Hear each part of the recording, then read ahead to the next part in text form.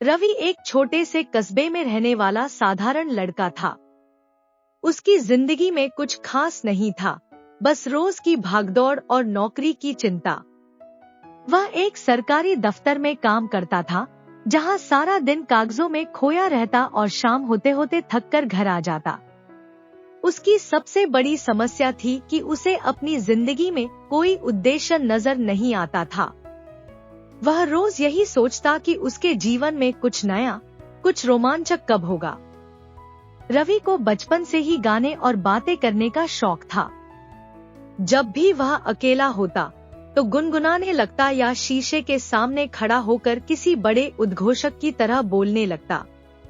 लेकिन इन सब को वह बस शौक मानता था, कभी सोचा भी नहीं था कि यह शौक उसकी जिंदगी बदल सकता है। रवि की जिंदगी बदलने की शुरुआत उस दिन से हुई जब वह एक पुरानी दुकान के सामने से गुजर रहा था। वह दुकान पुराने सामानों से भरी हुई थी, जिन्हें लोग बेकार समझकर छोड़ देते थे। रवि को हमेशा ऐसे पुरानी चीजों में दिलचस्पी थी, क्योंकि उन्हें देखकर उसे बीते समय की याद आती थी। एक दिन उस दुकान के एक कोने में रवि की नजर एक पुराने माइक पर पड़ी। वह माइक धूल से ढका हुआ था और काफी पुराना दिख रहा था। कुछ अजीब बात थी उस माइक में जो रवि को उसकी तरफ खींच रही थी। उसने बिना ज्यादा सोचे माइक उठा लिया और दुकानदार से पूछा, भाई साहब, ये माइक कितने का है? दुकानदार ने माइक को घूरते हुए कहा, ये माइक बहुत पुराना है, लेकिन अगर तुम्हें लेना है तो 100 रुपए दे दो। पर एक बात ध्यान रखना, यह माइक आम नहीं है, इसे संभाल कर रखना। रवि को दुकानदार की बातों पर हंसी आ गई। उसे लगा कि दुकानदार मजाक कर रहा है। उसने पैसे दिए और माइक घर ले आया। उसे पता भी नहीं था कि यह माइक उसकी जिंदगी को एक जादुई मोड़ देने वाला है। रवि ने माइक को घर लाकर साफ किया और उसे अपने कमरे में सजा दिया। वह उसे बार बार देखता और हंसता कि आखिर माइक में ऐसा क्या खास है। एक रात जब वह थक कर सोने की तैयारी कर रहा था, अचानक उसे ख्याल आया कि माइक को आजमा कर देखना चाहिए। उसने माइक उठाया और उसे ऑन करने की कोशिश की। पहले तो माइक से कोई आवाज नहीं आई, पर जैसे ही उसने कहा, हेलो टेस्टिंग, माइक से एक अजीब सी गूंज निकली। रवि चौंक गया। उसके शब्द माइक से निकलते ही कमरे में गूंजने लगे, मानो उसकी आवाज में कोई शक्ति आ गई हो। उसे लगा कि वह बस कोई सामान्य माइक ही इस्तेमाल कर रहा है, लेकिन जब उसने अपने मन की बात माइक में कही, काश मेरी आवाज लाखों लोगों तक पहुंच सके, तभी कुछ अजीब हुआ। माइक से अचानक चमकदार रोशनी निकली और पूरे कमरे में फैल गई। रवि घबरा गया और माइक को फेंकने ही वाला था कि माइक से एक आवाज आई, तुम्हारी इच्छा पूरी हो सकती है। रवि को अपनी कानों पर विश्वास नहीं हुआ। उसने डरते डरते पूछा, कौन बोल रहा है? माइक से फिर वही आवाज आई, मैं हूँ जादुई माइक। जो भी तुम मुझसे कहोगे मैं उसे साकार कर सकता हूँ। पर ध्यान रहे, हर इच्छा की एक कीमत होती है। रवि यह सुनकर दंग रह गया। क्या सचमुच यह माइक जादुई है? क्या उसकी आवाज को लाखों लोग सुन सकते हैं? उसे विश्वास नहीं हो रहा था। उसने इसे केवल एक सपना मानकर हंसी में उड़ा दिया, लेकिन उसके मन में जिज्ञासा बढ़ गई। अगले दिन रवि दफ्तर में था, लेकिन उसका ध्यान काम में नहीं था। उसका मन बार बार उस माइक की तरफ जा रहा था। शाम को घर आकर उसने फिर से माइक उठाया और कहा, अगर तुम सच में जादुई हो तो मुझे एक मौका दो। मुझे अपने गांव के मेले में भाषण देने का मौका दिला दो, जहां हजारों लोग मेरी बात सुने। माइक से हल्की सी चमक निकली और फिर खामोशी छा गई। रवि को लगा शायद यह सब उसकी कल्पना थी। लेकिन अगले दिन गांव के प्रधान जी का फोन आया। उन्होंने कहा, रवि, इस बार मेले में एक खास अतिथि के रूप में तुम्हें भाषण देना है।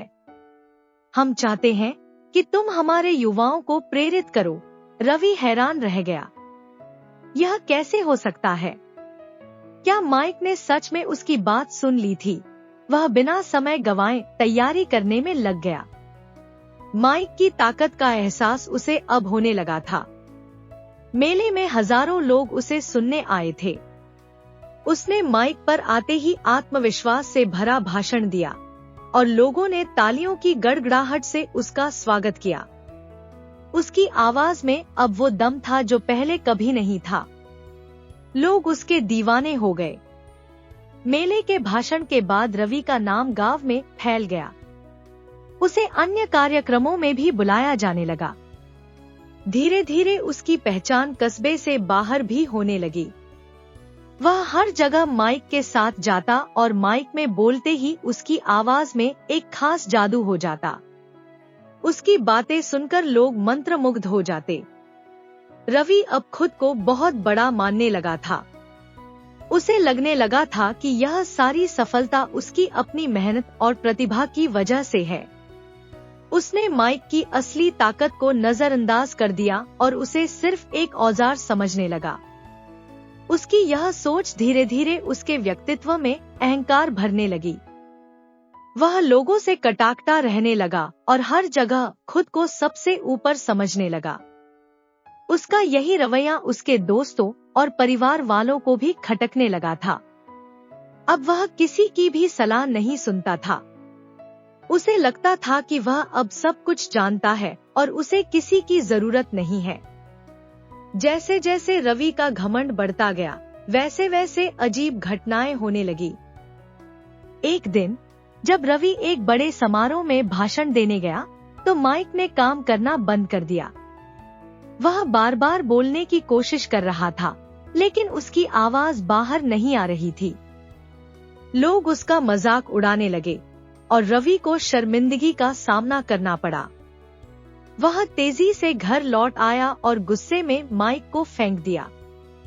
लेकिन तभी माइक से एक गहरी आवाज आई, मैंने तुम्हें पहले ही चेतावनी दी थी कि हर इच्छा की एक कीमत होती है। तुमने मेरी ताकत का गलत इस्तेमाल किया है। रवि डर गया। उसने घबराते हुए माइक से पूछा, अब मैं क्या करूं? मैंने गलती की, लेकिन अब मुझे इसका हल बताओ। माइक से एक और आवाज आई, अगर तुम अपनी सफलता को फिर से पाना चाहते हो, तो तुम्हें अपना अभिमान छोड़ना होगा और दूसरों की मदद के लिए इस ताकत का इस्तेमाल करना होगा। तुम अपनी आवाज से दुनिया को बदल सकते हो, लेकिन यह सिर्फ तुम्हारे लिए नहीं है।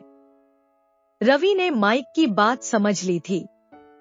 उसने तय किया कि अब वह अपनी आवाज का इस्तेमाल सिर्फ खुद की सफलता के लिए नहीं, बल्कि दूसरों की भलाई के लिए करेगा। उसने गांव के युवाओं को प्रेरित करने का काम शुरू किया। वह जगह जगह जाकर लोगों की समस्याएं सुनने लगा और उन्हें रास्ता दिखाने की कोशिश करने लगा। धीरे धीरे रवि का नाम फिर से चमकने लगा, लेकिन इस बार उसकी पहचान एक मददगार और प्रेरक इंसान के रूप में थी। वह जहां भी जाता, लोग उसकी बातें सुनने के लिए बेताब रहते। उसका अहंकार अब विनम्रता में बदल गया था। माइक की ताकत अब भी उसके पास थी, लेकिन वह उसे समझदारी से इस्तेमाल कर रहा था। उसकी आवाज से अब सिर्फ प्रेरणा की गूंज होती थी। लोग उसके पास अपनी समस्याएं लेकर आते और रवि अपनी आवाज से उनके दिलों तक पहुंचने का काम करता।